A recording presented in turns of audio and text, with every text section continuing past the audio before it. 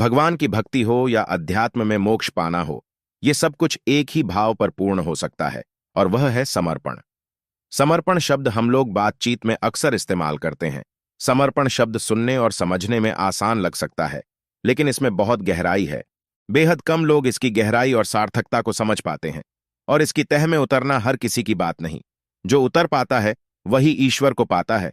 तो चलिए जानते हैं कि समर्पण क्या है और समर्पण की भावना कैसे विकसित कर सकते हैं। कब यह भावना अधूरी रह जाती है?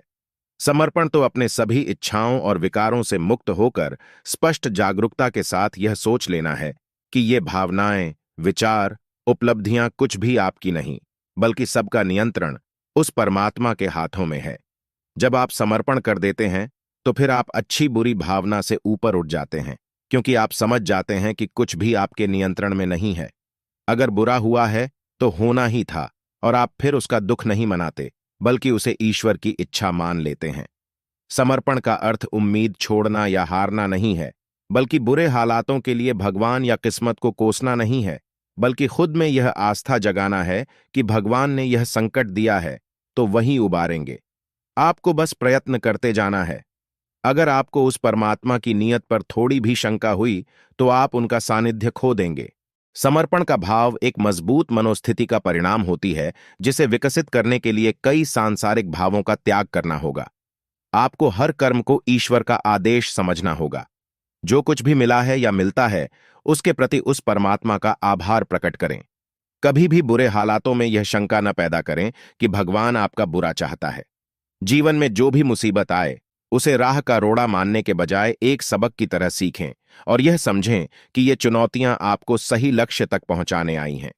कभी भी इस बात का अहंकार मत कीजिए कि आपने खुद को ईश्वर को समर्पित कर दिया है, बल्कि इस भाव को और प्रगाढ़ कीजिए। संपूर्ण समर्पण बोला जाता है अटूट विश्वास को। जैसे हम अपने परमपिता परमात्मा पर अटूट विश्वास करते हैं, जितना एक बच्चा अपनी मां पर अटूट विश्वास करता है। मां बच्चे को जोर से ऊपर उछालती है, लेकिन बच्चे को अपनी मां के हाथों के ऊपर पूरा विश्वास होता है कि मां मुझे नीचे नहीं गिरने देगी। वैसे ही हमारे परमात्मा कल्याणकारी है। उनके हाथों में अपने जीवन की नौका की पतवार छोड़ देने पर नौका कदापि पथभ्रष्ट नहीं हो सकती। हमें उसके लिए अपनी सारी चिंताएं छोड़कर अपने परमात्मा को दे देनी है, क्योंकि उसमें ही हमारा कल्याण है। यही हमारा समर्पण भाव भी है। परमात्मा पर हमें अटूट विश्वास यही सिखाता है। इसलिए हमें परमात्मा के ऊपर सब कुछ छोड़ देना चाहिए। इसको ही समर्पण भाव कहा जाता है। सिर्फ साक्षी रहे, क्योंकि जीवन की नैया प्रभु के हवाले हो तो उसको पता है हमारी जीवन कैसे चलनी है या चलानी है। पर उसके लिए समर्पण भाव होना चाहिए, अटूट विश्वास होना चाहिए। तभी वह चिंताओं को अपने ऊपर लेंगे। जब तक वह आप खुद उठाओगे तो उसको समर्पण भाव नहीं कहा जाएगा, थक जाओगे। जब आप डर महसूस करते हैं, तो यह एक निश्चित संकेत है कि आप परम पिता परमात्मा के बजाय अपनी ताकत पर भरोसा कर रहे हैं। परमात्मा आपका समर्थन करने के लिए हमेशा तैयार है, लेकिन जब तक आप एक तरफ कदम नहीं बढ़ाते, तब तक वह आगे नहीं बढ़ेंगे। इसलिए प्रार्थना के माध्यम से समर्पण करें। याद रखें, आनंद ही परम निर्माता है। जब हम आनंद की आवृत्ति पर कंपन करते हैं, तो हम अपनी जरूरत की हर चीज को आकर्षित करते हैं। हृदय में गहरी आस्था के साथ सर्वोच्च इच्छा के रूप में परमात्मा की इच्छा के प्रति समर्पण आत्मा को प्रकाश से भर देता है। समर्पण अपने आप को परमात्मा की इच्छा पर स्वीकृति की भावना है। यह केवल शारीरिक झुकना नहीं है, बल्कि भगवान के कमल चरणों में श्रद्धा से मन का झुकना है।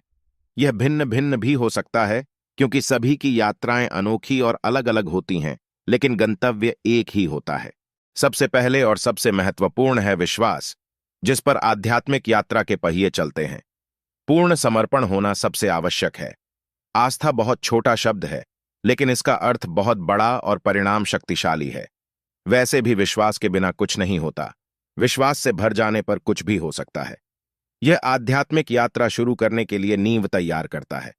जब विश्वास भरा होता है, तो सब कुछ संभव लगता है, और जब वही प्रेम और भक्ति आपके देवता या गुरु के प्रति पूर्ण विश्वास के साथ समर्पण हो, तो चमत्कार होने लगते हैं और चीजें सामने आने लगती हैं। नई शुरुआत की सुबह होती है। संतुष्टि की भावना आती है और दिल संतुलित महसूस करता है। इसमें कोई संदेह नहीं है और कोई सवाल नहीं है। केवल ईश्वरीय इच्छा ही शेष रहती है, जिसे प्रसन्न और प्रेम में डूबे हृदय से स्वीकार किया जाता है। आस्था विश्वास, यह तो जीवन का आधार है। वही वास्तव में जीवन का निर्माण करता है। विश्वास समर्पण में मूलभूत है। यह बस उन विकल्पों और भरोसे से बना है जिन पर हम भरोसा करते हैं। और जब यह भगवान और गुरु में होता है तो यह पूरी तरह से एक अलग सिद्धांत पर चलता है, क्योंकि उस स्थिति में हम बस इतना जानते हैं कि अब सब निर्णय करना ईश्वर की इच्छा है। कुछ शेष नहीं रहा, केवल धैर्य रखना और यह विश्वास करना बाकी है कि जैसे जीवन आगे बढ़ेगा, भगवान ही इसे अपने सुंदर हाथों से प्रकट करें। बस पूर्ण विश्वास के साथ जिए। यही समर्पण की मांग है। सब कुछ भगवान के हाथ में छोड़ दे। अक्सर हमने पाया है कि हम स्वयं से प्रश्न कर रहे हैं, लेकिन इन प्रश्नों को कम होने दें और आंतरिक अस्तित्व को विश्वास में स्थापित होने दें। यह आपको मुक्त करता है। यह आपको असीम शांति का अनुभव करने की अनुमति देता है और दुखी मन को शांत करता है। सभी किंतु परंतु शांत हो जाते हैं जहां चिंतन और मनन अनंत काल के लिए विश्राम करता है। आस्था हमारे अस्तित्व में जन्मजात है और इसका आधार हृदय में है। कबीरदास ने आजीवन जो कुछ भी अर्जित किया, खुद में जितना भी ज्ञान, सम्मान, साधना समाहित किया था, सबको ईश्वर का बता दिया। उन्होंने किसी भी चीज का श्रेय खुद नहीं लिया। वो भगवान को खुद को समर्पित होते हुए कहते हैं कि मेरे पास जो कुछ है सब तुम्हारा ही तो है, मेरा कुछ भी नहीं है। ईश्वर के प्रति उनकी जागरूकता हम सबसे कहीं ऊपर थी। बिना भगवान के स्वरूप को पूजे उन्होंने अपनी भक्ति और समर्पण के जरिए भगवान को पाया। समर्पण कभी भी शंका, नियमों या शर्तों के साथ नहीं आता। समर्पण तो अपने जीवन का समस्त बागडोर ईश्वर के हाथों में सौंप देना है। आप जो कुछ भी कर सकते हैं उस पर काम करना और अपने नियंत्रण से परे हर चीज को जाने देना संक्षेप में विश्वास है। ऐसा विश्वास सबसे शक्तिशाली है। समर्पण रूपांतरण की प्रक्रिया है। इसमें स्वीकार और धन्यवाद का भाव बना रहता है। समर्पण में भीतर की यात्रा होती है। जितना हम अंतर्मुखी होंगे उतना परम सत्ता में समर्पित होते चले जाएंगे। समर्पण के लिए कुछ करने की जरूरत नहीं, क्योंकि यह करने की नहीं बल्कि घटने की प्रक्रिया है।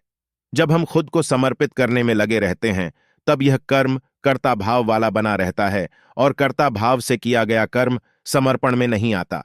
प्रभु में पूरी तरह समर्पित होने के लिए हर पल प्रभु को याद रखना ही काफी है और यह भरोसा रखना कि सब प्रभु की मर्जी से हो रहा है, मैं सिर्फ निमित्त मात्र हूं। कबीर कहते हैं कि जब मैं था तब गुरु नहीं, अब गुरु हैं मैं नहीं। परम सत्ता के प्रति समर्पित होने का अर्थ है कि जहां समर्पण करने वाला भक्त न रहे, सिर्फ भगवान ही रहे। समर्पण में अपना वजूद मिट जाता है। समर्पण शब्द सुनने में सरल लेकिन करने में कठिन है। इसके बाद व्यक्ति का अहंकार नहीं रहता।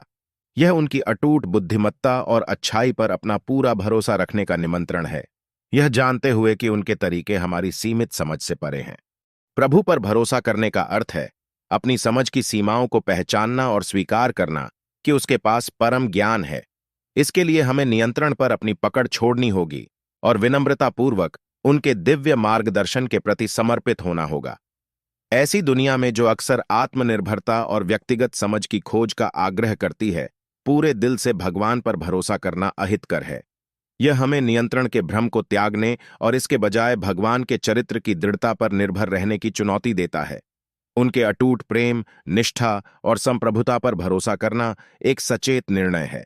समर्पण के इस कार्य में हमें सच्ची स्वतंत्रता और शांति मिलती है। जब हम पूरे दिल से भगवान पर भरोसा करते हैं तो हम इस ज्ञान में आराम कर सकते हैं कि वह वफादार है, प्यार करता है और हमेशा हमारी भलाई के लिए काम करता है।